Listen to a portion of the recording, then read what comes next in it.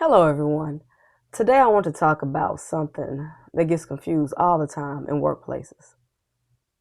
And honestly, that confusion is costing a lot of good people their motivation, their confidence, and in many cases, their desire to stay. I want to talk about the difference between accountability and micromanagement. Because let's be clear, high achievers do not resent accountability. That's not the issue. They don't resent clear expectations. They don't resent high standards. They don't resent ownership. They don't resent feedback. What they resent is leadership that confuses guidance with control and oversight with distrust. That's what they resent. And too many leaders still don't know the difference.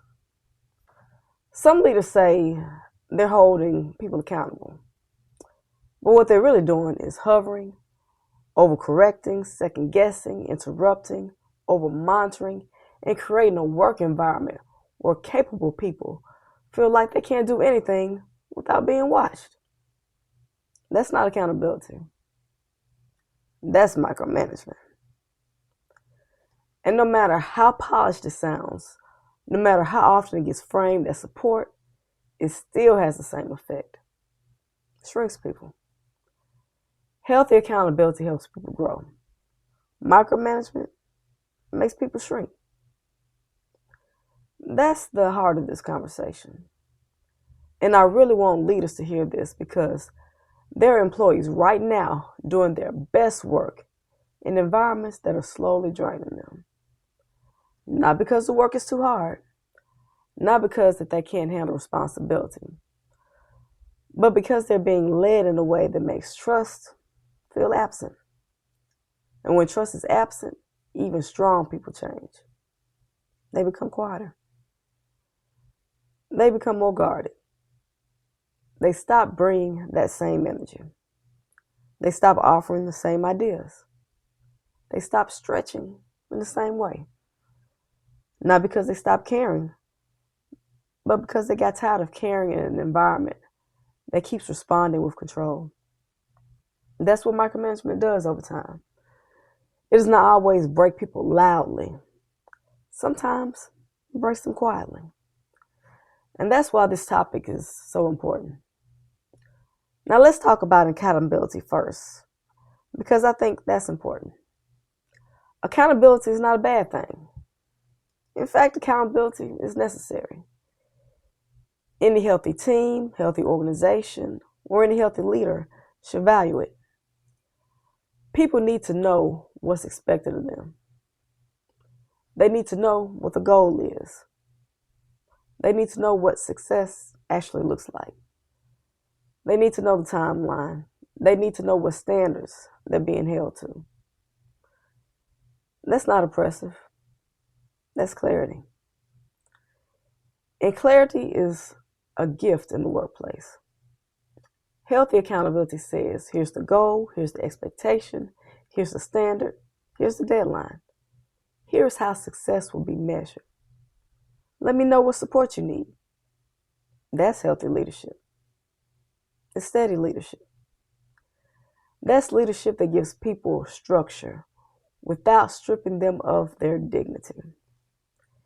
And high achievers usually do very well in that kind of environment because they don't need to be chased down to care. They already care. They care a lot. Sometimes more than people realize. They're already pushing themselves internally. They're already thinking ahead. They're already trying to solve problems, prevent issues, improve outcomes, and do work that they can be proud of. So when a high performer pushes back against excessive oversight, leaders need to stop automatically assuming that the person has a problem with accountability. They may not have a problem with accountability at all. They may have a problem with being treated like their judgment means nothing. That's different. And that's where micromanagement enters the room. Micromanagement is not simply checking in. Micromanagement is not simply having standards. Micromanagement is not simply caring about quality. Micromanagement is when leadership crosses the line from clarity into control. It's when a leader can't seem to let people do their jobs without constant involvement. It's when every task becomes an opportunity to monitor. Every update becomes insufficient. Every strong decision gets second guessed. Every independent move gets pulled back into the leader's orbit. And then they call that accountability. But let's tell the truth. A lot of what gets called accountability in the workplace is really distrust with better branding. That's what it is. It's distrust with professional language wrapped all the way around it. It sounds polished. It sounds managerial. It sounds responsible. But the effect on the employee tells the real story. If your leadership approach makes capable people feel constantly watched, tense, and unsure whether they are trusted, then you're not just holding the standard. You're creating emotional drag. And that drag is expensive. It costs morale. It costs confidence. It costs initiative. It costs creativity. And eventually, it costs retention. Because people can only stay in environments like that for so long before they start asking themselves a hard question. Is this worth it? Is it worth bringing my full effort into a place where I'm still being treated like I can't think? Is it worth continuing to go above and beyond in an environment where my excellence is met with more scrutiny instead of more trust? Is it worth giving this level of energy to leadership that says they want strong employees, but seems uncomfortable whenever strength shows up in the room? That's the question a lot of high achievers start asking. And once they start asking it, the disengagement has already begun. Now I want to get even more honest. Micromanagement is often not about the employee. It's about the leader.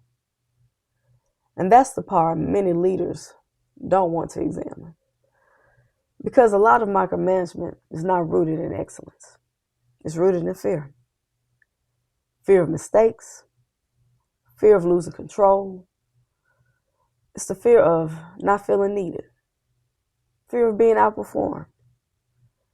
Fear of trusting someone else's judgment.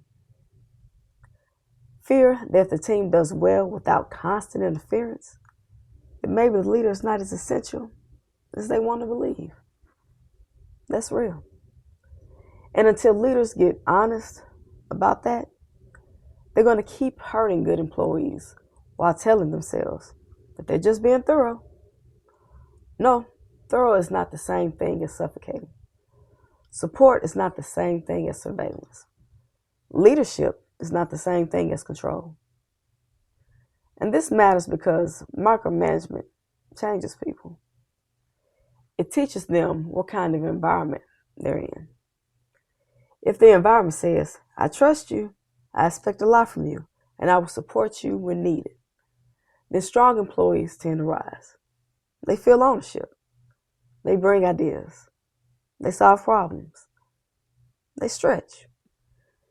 They become even stronger. But if the environment says, I need to approve everything, monitor everything, and stay involved in everything because I don't fully trust you, then employees adapt to that too. They start playing smaller. They become more cautious than creative, more compliant than invested, more focused on avoiding criticism than producing excellence. That's not growth. That's survival behavior. And too many leaders don't realize that they're training survival behavior into people that they claim to want to develop. Now let me say that again because it matters. Some leaders are training survival behavior into the very people they say they want to develop. That's why people stop taking initiative. That's why they stop speaking up. That's why they stop bringing solutions. That's why they become more quiet, careful, and less emotionally connected to the work. Not because they suddenly become lazy, because they learn that initiative is risky in that environment. They learn that thinking independently does not lead to trust. It leads to more monitoring. And once employees learn that lesson, the culture starts deteriorating, even if the numbers look fine for a while. That's another thing leaders need to understand. Productivity can be misleading. A team can still be producing and still be depleted. An employee can still be delivering and still be disengaging. A high performer can still be meeting every deadline and already be mentally halfway out the door. And that happens all the time because the emotional exit usually happens before the physical exit. And people don't always leave the day that they become frustrated. A lot of times, they leave in stages. First, they stop sharing ideas. Then they stop caring as deeply. Then they stop stretching. Then they stop believing the environment will ever change. And eventually, they stop seeing a future there. That's how it often happens, which is why leaders should not wait for a resignation letter to start paying attention. By the time someone quits, they may have been quietly withdrawn for months. Now let's talk about what healthy accountability actually looks like in practice, because this needs to be concrete. Healthy accountability looks like clear expectations without constant interference. It looks like direct feedback without personal undermining. It looks like support without hovering. It looks like check-ins that are purposeful, not performative. It looks like trusting people to own the work while still holding them responsible for the outcomes. It sounds like, this is the assignment, this is the outcome I need, this is the timeline, this is the level of quality expected. Let's reconnect at this point and tell me early if you hit a roadblock. That's healthy. That creates clarity. That creates responsibility. That creates ownership. Micromanagement sounds different. Micromanagement sounds like, keep me copied on every email, update me constantly, run every decision by me, redo this because it's not how I would have done it. Let me check it again. Let me sit on that too. Let me approve that before it moves. And the message under all of that is, I don't trust you enough to let you fully function. That's the message employees hear, whether leaders intend it or not. And intent does matter, but impact matters too. A leader may say, I'm just trying to help. But if the impact is that your employee feels diminished, overruled, and mentally exhausted, then your help is not landing as help. That's the truth. And this is especially important when it comes to leading high performers. Because some leaders really don't know how to lead strong people. They know how to supervise dependency. They know how to direct people who need heavy structure. But strong, self-directed, discerning employees require a different kind of leadership. They require leaders who are secure enough to set standards without needing to dominate the process. They require leaders who are confident enough to let talent breathe. They require leaders who understand that development is not about staying in someone's pocket. It's about giving them the framework, the trust, and the accountability to rise. But insecure leadership struggles with that. Insecure leadership often says it wants top talent, but then gets threatened by the very traits that make top talent effective. Confidence, discernment, initiative, independent thinking, strong instincts. And instead of developing those traits, insecure leaders start tightening their grip around them. That's why some of the most capable employees end up being the most micromanaged. Not because they are the weakest, but because their strength exposes the insecurity of the wrong leader. That's hard to hear, but it's true. And many employees know exactly what that feels like. They know what it feels like to do good work and still be overchecked. They know what it feels like to be praised in one breath and micromanaged in the next. They know what it feels like to be trusted with responsibility, but not trusted with autonomy. And that combination is exhausting. You cannot keep telling capable people, "I trust you," while building systems around them that communicate the opposite. At some point, your systems reveal your real beliefs. So if you're a leader, the question is not just what you say. The question is what your behavior communicates. Does your leadership communicate trust? Does it communicate respect? Does it communicate confidence in the people that you hired? Or does it communicate that you need constant control to feel secure? Because your team can feel the difference. And that difference shapes the culture. It shapes morale. It shapes whether people feel safe enough to innovate. It shapes whether they feel respected enough to fully contribute. It shapes whether they see the workplace as a place where they can grow, or just a place where they have to protect themselves. That's why it's not a minor leadership issue. This is a culture issue. This is a retention issue. This is a performance issue.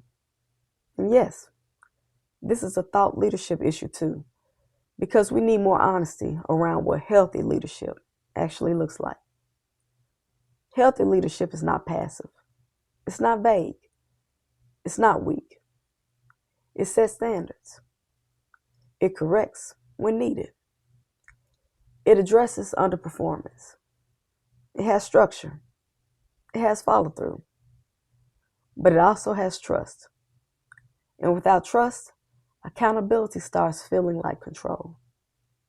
And that's the line leaders have to learn how to see. So here's the bottom line. Accountability helps people grow. Micromanagement makes people shrink. Accountability says, "I trust your ability, and I will hold you to the standard." Micromanagement says, "I don't trust your ability, so I need to control the process." One expands people, one suppresses them. One builds ownership, one builds hesitation. One creates healthy pressure that leads to growth. The other creates emotional pressure that leads to withdrawal. And leaders who don't know the difference will keep exhausting strong employees and blaming the wrong problem. They will call it attitude. They will call it disengagement. They will call it a lack of motivation. When really, a lot of employees are reacting normally to leadership that has made trust too scarce. So I want to leave you with this. If your leadership consistently makes capable people feel smaller, more anxious, more hesitant, and less willing to bring their full selves to work, that's not accountability. That's micromanagement. And no matter how common it is, no matter how normalized it has become, it's still unhealthy leadership. Good leaders create clarity. Good leaders create trust. Good leaders set standards without suffocating the people responsible for meeting them. That's the difference. And the leaders who learn that difference will not just keep stronger employees. They'll build stronger teams. If this message resonated with you, read the article connected to this topic. Share this video with someone who needs it. And let me know in the comments, what does healthy accountability look like to you? Thank you so much for watching.